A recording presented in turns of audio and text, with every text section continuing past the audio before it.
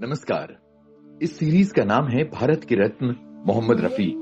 इसके हर एपिसोड में आप सुनेंगे एक खास किस्सा मोहम्मद रफी साहब का, और किस्से के फौरन बाद रफी साहब का एक बेमिसाल गीत उनके मुरीद वेदांत भारद्वाज की आवाज में।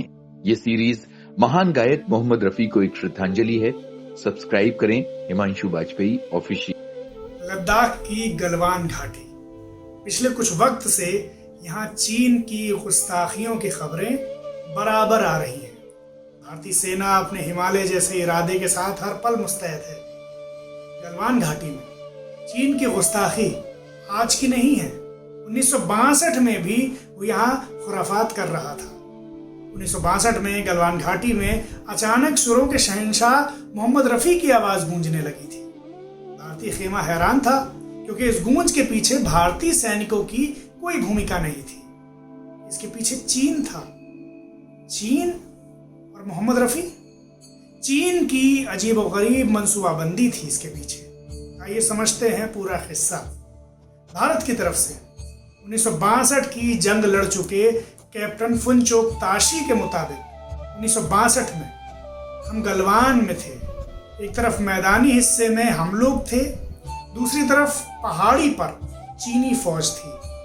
चीनियों ने पहाड़ियों पर बहुत बड़े बड़े जोरदार आवाज वाले स्पीकर लगा रखे थे। स्पीकर्स पर वो मोहम्मद रफी का गाना तुमसा नहीं देखा और लता मंगेशकर का गाना तन डोले मेरा मन डोले बजाया करते थे। साथ ही साथ हिंदी में अनाउंसमेंट करते थे कि ये जगह न आपका है न हमारा है, आप भी वापस जाओ, हम भी वापस जा रहे हैं। लेकिन वो पीछे जरा भी नहीं हटते थे।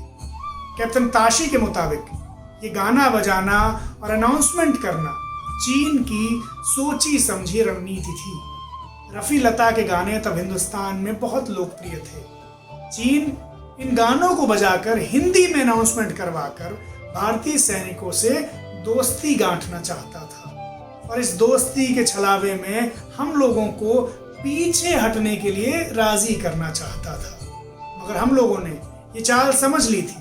चीन को लगा था कि हिंदी में घोषणा करवाने से और रफी लता के गाने बजाने से भारतीय सैनिक धोखा खा जाएंगे, चीन के प्रति धारणा बदल लेंगे और अपनी पोस्ट से पीछे हट जाएंगे। मगर भारतीय जांबाजों ने चीन के मंसूबे नाकाम कर दिए, और इतिहास में दर्ज हो गया ये किस्सा कि जब दुश्मन देश ने अपनी चालाकी में मैदान जंग में रफी और लता के गाने बजा दिए।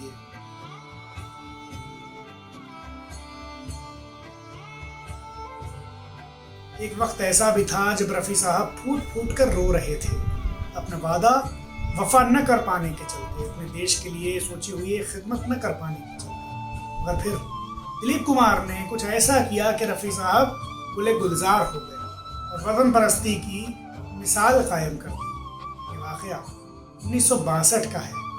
भारत चीन युद्ध चल रहा था। भारतीय सैनिक जी जान से दुश्मनों का सामना कर रहे थे। रफी साहब और दिलीप साहब ने यह तय किया कि वो भारत चीन सीमा पर जाएंगे, वहां तैनात भारतीय फौज का हौसला बढ़ाएंगे। तो रफी साहब फौजियों के लिए खास तौर पर गाना गाने के लिए बॉर्डर पर पहुंच गए। उनकी लोकप्रियता तब अपने चरम पर थी। उनके आने की खबर भर से हिंदुस्तानी फौज में उत्साह भर गया।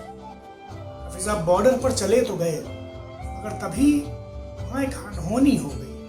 घनघोर ठंड होने के चलते रफी साहब के गले में जकड़न हो गई, उनकी आवाज बैठ गई। अब रफी साहब के हाथ पांव फूल गए। क्या होगा? कल गाना गाना है और ऐन वक्त पर गला धोखा दे गया। कितनी शिद्दत से, कितनी उमंग से वो बॉर्डर पर आए थे देश के वीर जवानों का हौसला बढ़ाने, मगर उनके पहुंचते ही ये घटना घट गई। कागज की पर्चियों पर जवान अपनी फरमाइश लगातार भेज रहे थे, मगर इस वक्त रफी साहब का तो आलम ही दूसरा था। अब वो जवानों को क्या मुंह दिखाएंगे, कैसे गाएंगे? अपनी बेबसी पर रफी साहब की रुलाई छूट गई। सुर सम्राट मोहम्मद रफी फूट फूट कर रोने लगे। दिलीप कुमार वहीं मौजूद थे। उन्होंने रफी साहब की हालत देखी तो घबरा गए, मगर फिर उन्हें ढांढस बंधाया। उन्होंने रफी साहब से कहा कि वो उनके अदरक और शहद का एक खास काढ़ा बना रहे हैं। उसे पीते रहें और दुआ करते रहें। कल तक उनका गला इंशाल्लाह ठीक हो जाएगा। रफ़ी साहब ने बिल्कुल ऐसा ही किया। दिलीप कुमार साहब रफ़ी साहब को काढ़ा बनाकर देते रहे, रफ़ी साहब पीते रहे और दुआ करते रहे। और फिर अगले दिन एक चमत्कार हुआ। अगली सुबह जब रफ़ी साहब सो के उठे और उन्होंने अपना गला साफ किया तो उन्हें यकीन नहीं हुआ कि उनकी मखमली आवाज़ वापस आ चुकी थी। गला बिल्कुल सही हो चुका था। रफ़ी साहब की खुशी का ठिकाना नहीं रहा। दिलीप कुमार भी बहुत खुश हुए। शाम को रफ़ी साहब ने जवानों के रूबरू अपनी गायकी से समा बांध दिया, सैनिकों में जबरदस्त जोश भर दिया और साबित कर दिया कि रफ़ी आखिर रफ़ी है, उनका कोई जवाब नहीं।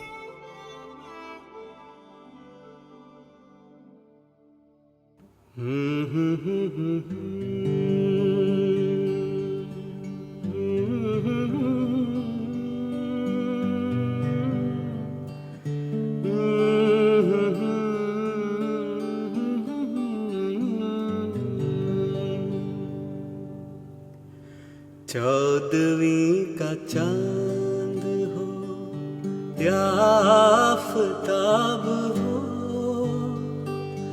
जो भी हो तुम खुदा की कसम लाजवाब हो। चौदहवीं का चांद हो या आफताब हो,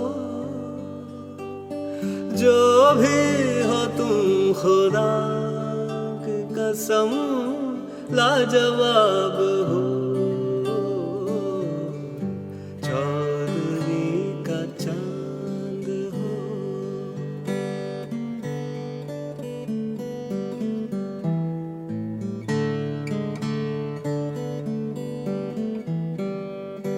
जुल्फे हैं जैसे कांधों पे बादल झुके हुए,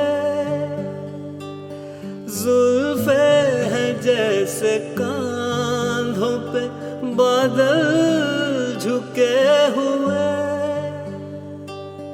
आँखें हैं जैसे मैं के प्याले भरे हुए, मस्ती है जिसमें प्यार की तुम वो शराब हो। चौदहवीं का चांद हो या आफताब हो, जो भी हो तुम खुदा की कसम लाजवाब हो। चौदहवीं का चांद हो।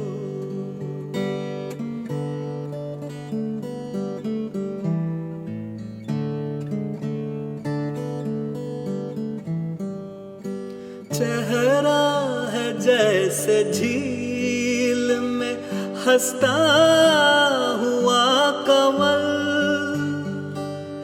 चेहरा है जैसे झील में हंसता हुआ कमल, या जिंदगी के साज पे छेड़ी हुई गजल, जाने बहार तुम किसी शायर का ख्वाब हो। चौदहवीं का चांद हो या आफताब हो,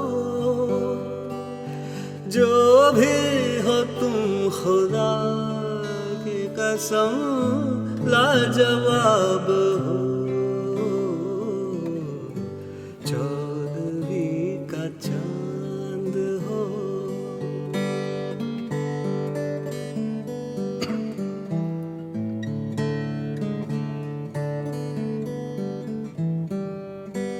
होठों पे खेलती है तबस्सुम की बिजलियां, होठों पे खेलती है तबस्सुम की बिजलियां, सजदे तुम्हारे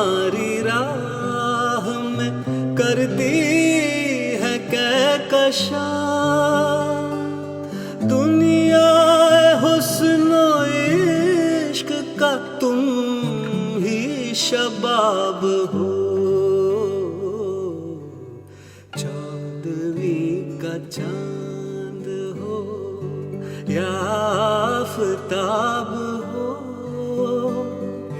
जो भी हो तुम खुदा की कसम लाजवाब हो।